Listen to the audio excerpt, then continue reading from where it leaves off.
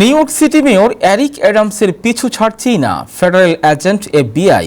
ইতোপূর্বে তার বাসভবনে অভিযানের পর এবার অ্যাডামস প্রশাসনের অন্যতম শীর্ষ কর্মকর্তা NYPD কমিশনার এডওয়ার্ড ক্যাবান এবং deputy mayor Phil Banks, school chancellor David Banks এবং ফার্স্ট ডেপুটি মেয়র শিনা রাইটের বাসায় অভিযান চালিয়েছে FBI।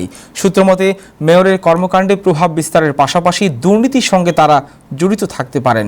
তদন্তের অংশ হিসেবে শীর্ষ পুলিশ কর্মকর্তা সহ অন্যান্য শীর্ষ কর্মকর্তাদের সন্দেহ করা হচ্ছে। বৃহস্পতিবার জননিরাপত্তা আর তদন্ত স্বার্থেই এই অভিযান চালানো হয়েছে বলে জানা গেছে এবং সংশ্লিষ্ট কর্তা ব্যক্তিদের ইলেকট্রনিক ডিভাইসগুলো জব্দ করা হয়েছে। এছাড়া মেয়র অ্যাডামসের আরেকটি শীর্ষ সহযোগী অবসরপ্রাপ্ত NYPD পরিদর্শক টিমোথি পিয়ারসনের ফোনগুলো জব্দ করা হয়েছিল। সংশ্লিষ্টরা মেয়রের পরামর্শক হিসেবে কাজ করছিলেন। জানা গেছে deputy mayor Phil Banks, school chancellor David ব্যাংকসের ভাই টেরেন্স ব্যাংকস একজন প্রাক্তন MTA কর্মকর্তা। ডেভিড ব্যাংকস ও শিনা রাইটের হার্লেমের একই বাড়িতে শেয়ারিং করছিলেন বলে বিরুদ্ধে অভিযোগ উঠলেও বিষয়টি নিশ্চিত হওয়া যায়নি।